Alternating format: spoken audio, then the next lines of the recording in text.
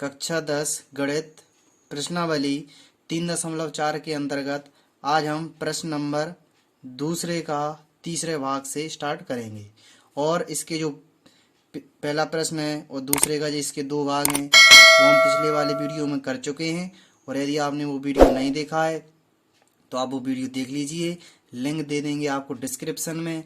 और इसके अलावा यदि चैप्टर 1 चैप्टर 2 यदि आपने कंप्लीट नहीं किया है और आप मेरे द्वारा पढ़ना चाहते हैं तो उसकी हमने प्लेलिस्ट बना रखी है। आप चैनल को खोलिए, प्लेलिस्ट मिलेगी आपको। आप चैनल को खोलेंगे तो आपको एक क्रम से आपको प्लेलिस्ट में वीडियो मिल जाएंगे, ठीक। और आज हम इसका प्रश्न दूसरे का हम प्रश्न तीसरा हल करेंगे, जिसमें लिखा है 2 अंकों की संख्या के अंकों का योग 9 है। कितना है?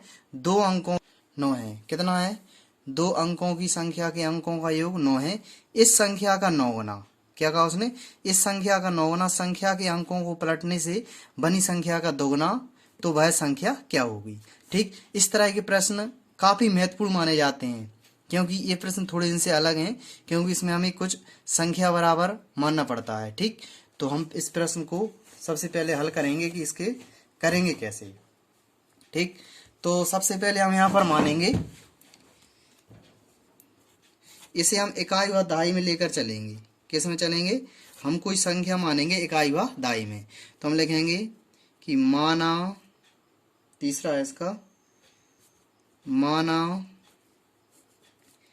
इकाई का अंक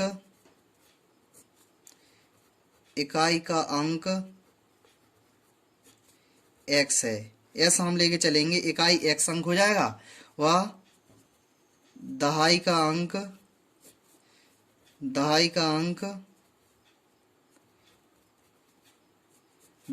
अपना y हो जाएगा। ऐसा हम लेके चलेंगे। इकाई का अंक हमने x मान लिया व दहाई का अंक हमने y मान लिया। पर यहाँ पर हम लिखेंगे प्रश्नानुसार हम जानते हैं कि संख्या बराबर, जो हमें संख्या ज्ञात करनी है, इसका जो फॉर्मूला रहेगा वो रहेगा 10y प्लस x। जी अपना संख्या बराबर 10y प्लस x, जी अपना फॉर्मूला रहेगा। ठीक, जी हो गया अपनी संख्या। अब हम प्रश्न को पढ़ते हैं और उसके हिसाब से चलेंगे। ठीक, जी लिखा अपना प्रश्न, 2 अंकों की संख्या के अंकों का योग 9 है। पहली संख्या अपनी x है जो कि इकाई है, दूसरी संख्या अपनी y है जो कि दहाई है। तो 2 संख्या के अंकों का योग 9 है, यानी x प्लस y बराबर हम 9 कर देंगे। ठीक, तो जी लिखा हमने कि प्रथम शर्त दी है जी, उसने क्या दी है? प्रथम शर्त दी है उसने कि x प्लस y बराबर 9।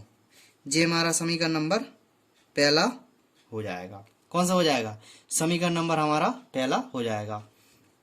ठीक, अब आगे क्या कहा उसने? आगे कहा उसने कि इस संख्या का 9 गुना, किस संख्या का? वो अभिमानी थी 10y प्लस x। उस संख्या का 9 गुना और संख्या के अंकों को पलटने पर बनी संख्या का दोगुना, यानी उस संख्या का आप 9 गुना करोगे और संख्या के अंकों को पलटने पर उसकी संख्या का दोगुना करो। ठीक, तो हमारी दूसरी शर्त रहेगी ये हमारी। तो हम लिखेंगे कि द्वितीय शर्त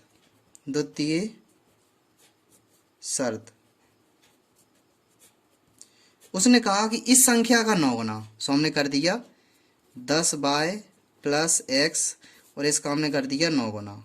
अब अंकों को पलटने पर, संख्या के अंकों को पलटने पर उसने क्या कहा कि जो संख्या है उसके अंकों को, तो यहाँ पर लिख देते हैं कि अंकों को पलटने पर संख्या क्या प्राप्त होगी? x की जगह y हो जाएगा, y की जगह x हो जाएगा, जो होगा 10x प्लस y, यानी इसका 9 गुना, इसका 9 गुना हो गया, इसका वो दोगुना कह रहा है, तो हमने दोगुना कर दिया। इसको हम सॉल्व कर लेंगे। ठीक, ये हो जाएगा अपना 90 प्लस 9x, कितना हो जाएगा 9x बराबर का बराबर, ये हो जाएगा अपना 20x और ये हो जाएगा अपना 2y। ठीक, तो ये हो जाएगा 90 बाय माइनस 2y पक्षांतर होगा, माइनस हो जाएगा, और ये अपना 9x रहेगा, ये अंदर आ जाएगा तो माइनस 20x हो जाएगा बराबर 0 का 0 रहेगा। ठीक, हम इन्हें घटा देंगे, ये बचेगा अपना 88y और ये बचेगा माइनस 11x बराबर 0 का 0 रहा अपना। ठीक, अब क्या करना है वो भी देखो। तो x वाली संख्या आगे रखते हैं तो उसे रख लेंगे, x वाली संख्या आगे रखते हैं तो ये हो जाएगा माइनस 11x प्लस 88y बराबर 0। शुरू में माइनस रहना नहीं रहेगा, इसे हम हटाना पड़ेगा। ठीक, तो इसे हम क्या करेंगे, यहाँ पर लिखना -11 का दोनों पक्षों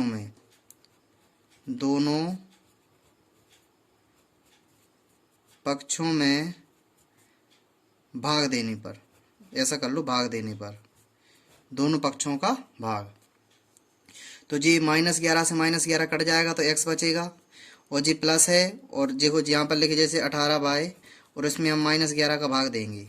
ठीक, -11 का, तो 11 8 88 हो जाएगा माइनस y, तो हो जाएगा -11 8 88 y का y और 0 का 0 ही रहेगा, 0 उसमें कोई अंतर नहीं पड़ेगा। जी हमारा समीकरण नंबर कौन सा बन जाएगा, दूसरा हमारा समीकरण बन जाएगा। अब हम समीकरण 1 और 2 से इस प्रश्न को कर लेंगे विलोपन विधि से। ठीक, तो लिखेंगे विलोपन विधि से, विलोपन विधि से, विलोपन विधि से समीकरण 1 व समीकरण 2 से। ठीक, समीकरण 1 कौन सा अपना, x प्लस वाई बराबर 9, ये अपना समीकरण नंबर 1 है, x प्लस वाई बराबर 9, और ये हमारा समीकरण नंबर दूसरा है x माइनस 8y बराबर 0, ये समीकरण नंबर कौन सा है 1, और ये समीकरण नंबर कौन सा है 2। जी हमने लिख लिया। अब क्या करना है, अब वो भी देखो, इसमें x का गुणांक कितना है 1, इसमें x का गुणांक कितना है 1, तो इसमें गुणा करेंगे हम इस 1 का और इसमें गुणाएंगे हम इस 1 का। ठीक, तो गुणा करोगे तो वही प्राप्त होगा, आप डायरेक्ट भी कर सकते हैं। ठीक, तो जो हो जाएगा x प्लस वाई बराबर 9, और इसका करेंगे तो जो हो जाएगा x माइनस 8y बराबर 0 का 0। हमने आपकी एक एक बात क्लियर कर दी है, आप इसमें आप हमसे ये नहीं कह सकते कि ये नहीं किया। ठीक, यहाँ पर 1 था तो उसका भी हमने गुणा कर दिया, जबकि उसमें पता था कि x 1 का गुणा करने से कोई अंतर थोड़ी ना पड़ेगा उसमें। ठीक, जो हो गया माइनस, जो हो गया प्लस, जो हो गया माइनस, तो x से x कट जाएगा, जी हमारे 8y और जी हमारा 22, जो हो जाएगा 9y, और जी 0 में यदि 9 घटाएंगे, सॉरी 9 में यदि 0 घटाएंगे तो 9 ही प्राप्त होगा। ठीक, अब क्या करेंगे हम कि y बराबर रहेगा 9/9, तो 9 से 9 कट जाएगा तो 1 प्राप्त होगा, तो y बराबर आ गया हमारा 1। y का मान कितना आ गया 1, y का मान हम समीकरण 1 में रख देंगे, लिख देंगे कि y का मान समीकरण 1 में रखने पर, हम समीकरण 1 में रख देंगे। समीकरण 1 क्या है अपना, x प्लस वाई बराबर 9, तो y का मान कितना है 1, तो x प्लस y का मान 1 जो हो जाएगा, और अपना 9 का 9 रहेगा, तो x बराबर हो जाएगा अपना कितना हो जाएगा 9 माइनस 1, तो x बराबर हो जाएगा 8। x का मान कितना मिल गया 8 मिल गया। उसने कहा था कि संख्या ज्ञात करो, क्या कहा उसने कि संख्या ज्ञात करो, क्योंकि हमने संख्या बराबर क्या माना, संख्या बराबर हम जानते थे कि 10y प्लस x, जी हम जानते थे, तो हम इसी के बराबर रख देंगे। तो लिखेंगे यहाँ पे कि संख्या बराबर अतः संख्या थी हमारी 10y प्लस एक्स। तो 10 का 10 रहेगा, y का मान प्राप्त हुआ 1 तो हम इसे भी रख देंगे, और x का मान प्राप्त हुआ 8 तो हम इसे भी रख देंगे। तो ये हो जाएगा 10 का 10 और ये हो जाएगा 8 तो ये हो जाएंगे 18। 10 और 8 कितने होते हैं? 18। तो हमारा ये आंसर रहेगा। इस तरह हमारा प्रश्न दूसरे का तीसरा भाग भी कंप्लीट हुआ। अब हम इसके चौथे भाग को देखते हैं। ठीक, क्या लिखा है एक बार ये हम पढ़ लेंगे। क्या लिखा है इसमें कि मीना 2000 रुपए निकालने के लिए बैंक गई। मीना घर से निकली और वो 2000 रुपए निकालने के लिए बैंक में गई। उसने खजांची से कहा, उसने जो पैसा निकालता है उसके कैशियर से कहा कि मुझे 50 और 100 के नोट चाहिए। मुझे 2000 रुपए तो नोट तो लेना है, लेकिन उसमें से मुझे 50-50 के और 100-100 के चाहिए। नोट देने के लिए कहा। मीना ने कुल 25 नोट प्राप्त किए। उस खजांची ने उसे मीना को 25 नोट दिए। 25 नोट गिन के दिए। अब हमें ये पता नहीं है कि 50 के नोट कितने हैं उसमें और 100 के नोट कितने हैं, तो ये बात हम ज्ञात करेंगे। उसने लिखा है ज्ञात कीजिए कि 50 और 100 के नोट कितने प्राप्त होंगे। 50-50 के कितने होंगे और 100-100 के कितने होंगे। उसने टोटल 25 नोट दिए। किसके दिए होंगे? 50 के और 100 के, 2000 के। ठीक, इस प्रश्न को हम बड़े ही आसान तरीके से हल करेंगे। ठीक,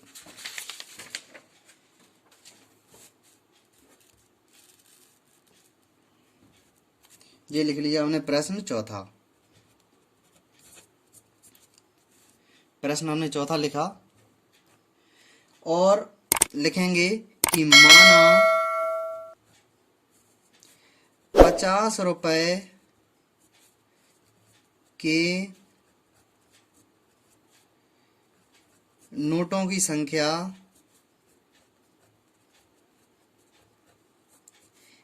x रुपए है। x है, क्या है? 50 रुपए के नोटों की संख्या x रुपए है, ऐसा हमने मान लिया। ठीक, और 100 रुपए के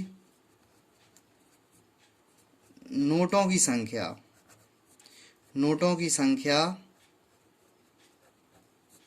12 रुपए हमने मान लिया। एक्स वाई के मान आ जाएंगे, वही हमें ज्ञात हो जाएगा। अब हम प्रश्नानुसार चलेंगे।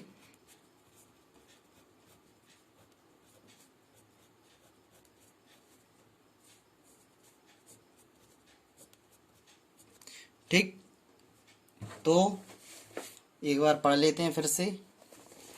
क्या लिखा है कि मीना 2000 रुपये निकालने के लिए बैंक गई। उसने 50 व 100 के नोट लेने को कहा।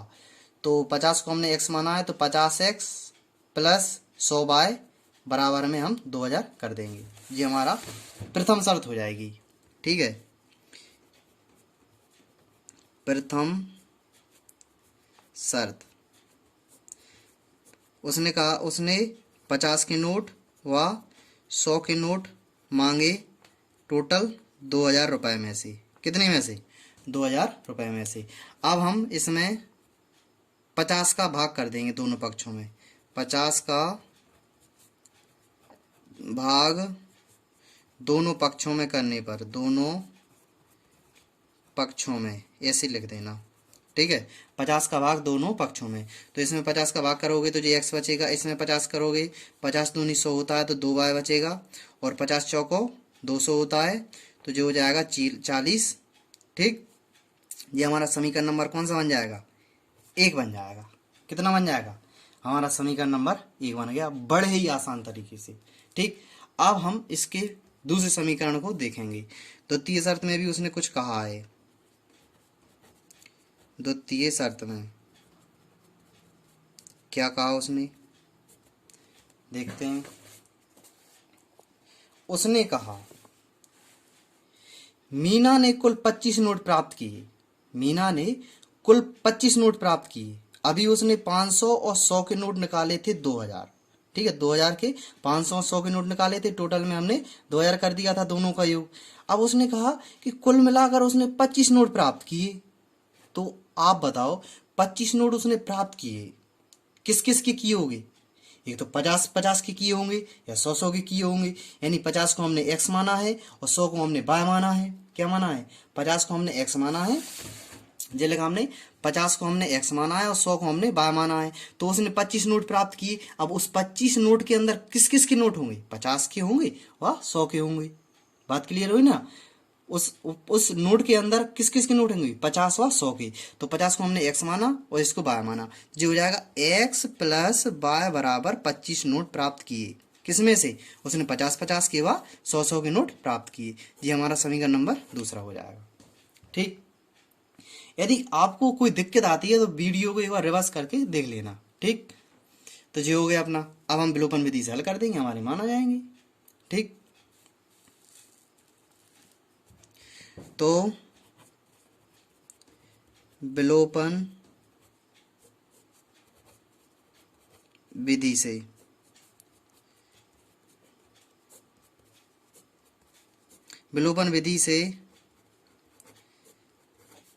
समीकरण 1 व समीकरण 2 से।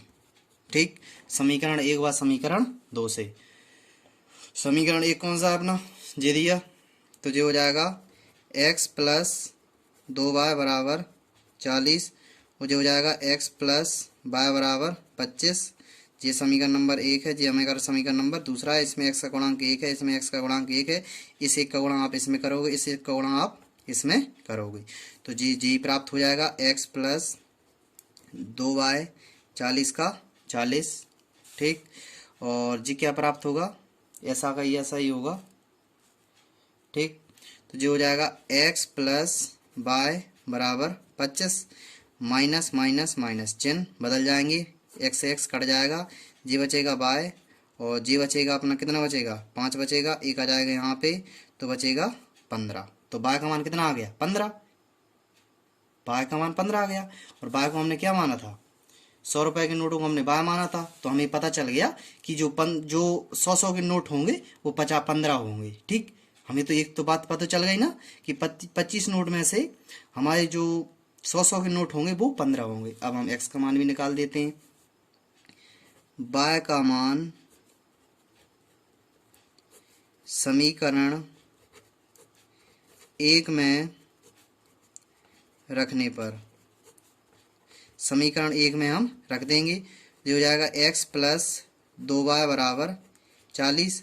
तो x का x रहेगा, ठीक, 2 का 2 रहेगा, y का मान 15 है तो हम 15 कर देंगे, 40 का 40 रहेगा। तो हो जाएगा x प्लस 15 दूनी 30 बराबर 40 का 40। तो जो हो जाएगा x बराबर 40 माइनस 30, तो जो हो जाएगा 10। कितना हो जाएगा? 10। तो x का मान कितना आ गया? x का मान हमारा 10 आ गया। तो हमें एक बात भी निकल कर आ गई कि हमारे जो 50-50 के नोट होंगे वो 10 होंगे, और 15 और 10 कितने होते हैं? 25 होते हैं। उसने 25 नोट तो प्राप्त किए थे, टोटल कितने किए थे?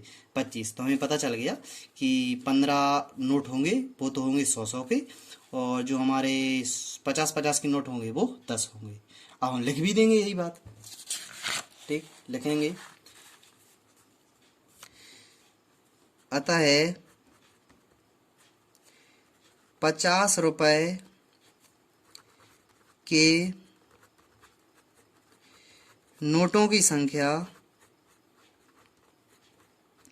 50 रुपए के नोटों की संख्या कितनी है? जी हमने 50 को x माना था, 10, x का मान कितना आया? 10। 50 रुपए के नोटों की संख्या 10 हुई, और 100 रुपए के नोटों की संख्या कितनी होगी? नोटों की संख्या 100 रुपए के नोटों की संख्या होगी हमारी जी 15। कितनी होगी? 15। ठीक, y का मान अपना 15 आ गया। इस तरह हमारा प्रश्न दूसरे का चौथा भाग भी कंप्लीट हो गया। अब हम इसके 5वें भाग में को देखेंगे, जो कि इसका लास्ट प्रश्न है, इस एक्सरसाइज का लास्ट प्रश्न है। ठीक है, उसे भी हम कर लेते हैं और एक्सरसाइज खत्म कर देंगे। ठीक है, ये लिखा है अपना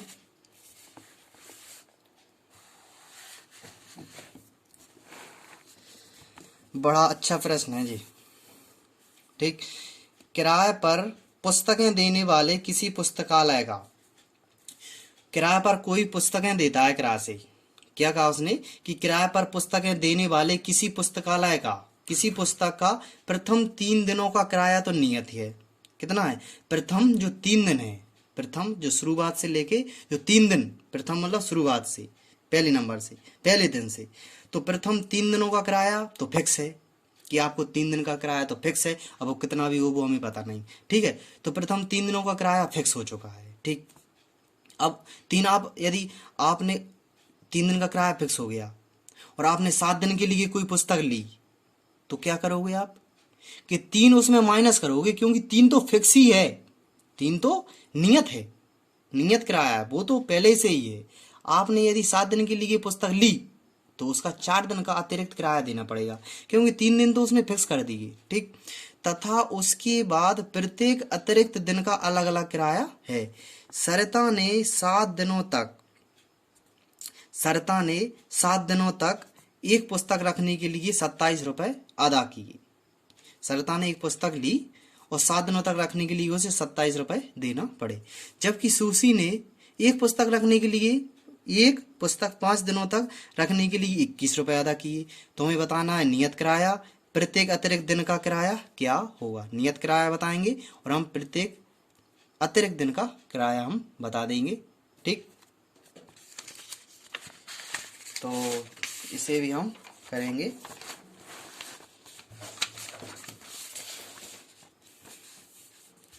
यही कर लेते हैं, बार बार उठाना पड़ेगा। जी रखा,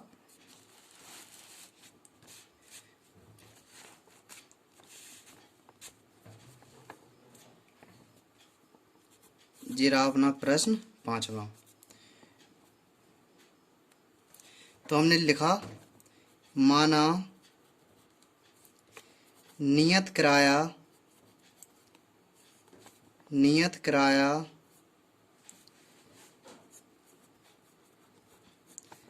x रुपए, कितना है?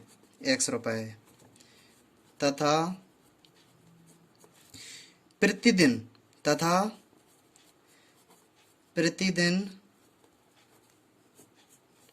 का किराया हम बाया मान लेंगे। प्रतिदिन का जो किराया है वो हमने 12 रुपए मान लिया। ठीक, ये हमने लिख दिया। अब हम प्रश्न के अनुसार चलेंगे।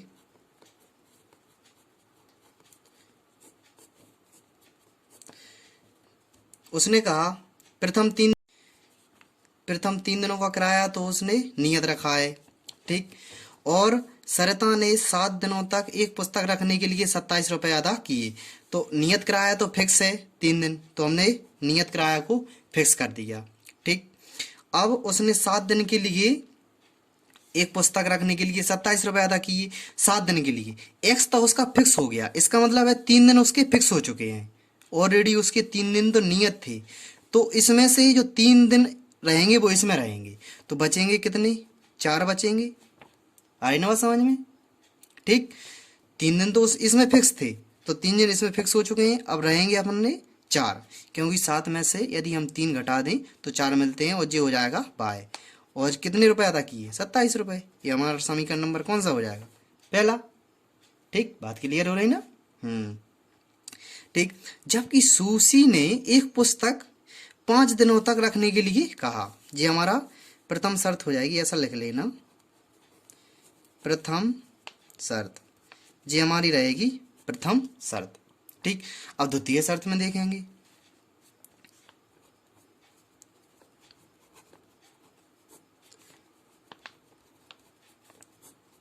द्वितीय शर्त में कहा उसने कि जबकि सुशी ने एक पुस्तक रखने के लिए 5 रुपए, 5 दिन रखने के लिए 21 रुपए अदा किए, तो अपना एक्स तो फिक्स रहेगा। क्या रहेगा? एक्स तो अपना फिक्स रहेगा जो कि नियत है, और उसने 5 दिन पुस्तक रखने के लिए एक पुस्तक रखा 21 रुपए में। ठीक, तो क्या करेंगे कि उसने 3 दिन तो नियत थे उसमें, ठीक, 3 दिन तो उसमें नियत हो चुके थे, तो 3 दिन तो नियत थे, 5 दिन रखना है तो 2 बचेगा। ठीक, जो हो जाएगा अपना 2 बाय बराबर 21। ठीक, ये हमारा समीकरण नंबर कौन सा हो जाएगा? दूसरा। अब हम विलोपन विधि से इसे हल कर लेंगे। ठीक, तो विलोपन विधि से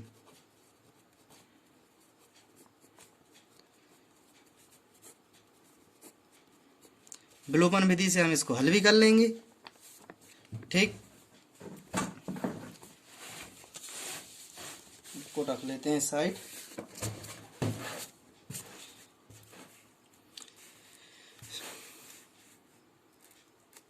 तो हम लिखेंगे समीकरण 1 व समीकरण 2 से। ठीक, समीकरण 1 व समीकरण 2 से। तो जी दिया x प्लस 4y बराबर 27 और जो दिया है x प्लस 2y बराबर 21। ये समीकरण नंबर 1, ये समीकरण नंबर दूसरा। इसमें गुणा हम करेंगे 1 का और इसमें गुणांक 1 है तो इसमें भी हम गुणा करेंगे 1 का और इसमें भी 1 का। ठीक, तो हम करेंगे, जो हो जाएगा x प्लस 4y बराबर 27, इसका भी करेंगे, जो हो जाएगा x प्लस 2y बराबर 21। तो जी माइनस माइनस हो जाएंगे, चिन्ह बदल जाते हैं। ठीक, तो जी क्या होगा अपना, जी x से x निकल जाएगा, गुजर जाएगा। ठीक, तो जी बचेगा अपना 2y बचा और जी कितना बचेगा अपना 6 बचेगा। कितना बचा? 6 बचेगा। तो y बराबर 6/2 हो जाएगा, 2 3 6 हो जाएगा। तो y का मान कितना प्राप्त होगा? y का मान मिला 3। y का मान हम समीकरण 1 में रख देंगे। ठीक, y का मान समीकरण 1 में रखने पर, ठीक, समीकरण 1 में रख देंगे। x प्लस 4y बराबर 27 है समीकरण 1 अपना।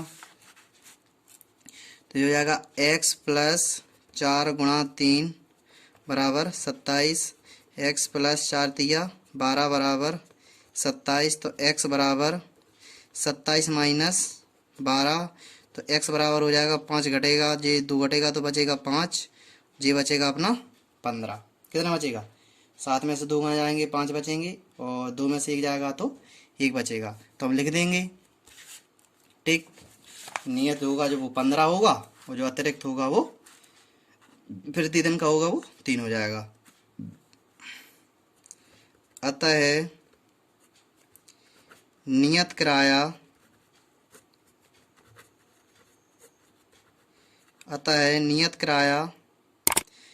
हमने नियत किराया x को माना था तो 15 रुपये है, नियत किराया 15 रुपये है। ठीक, और प्रतिदिन का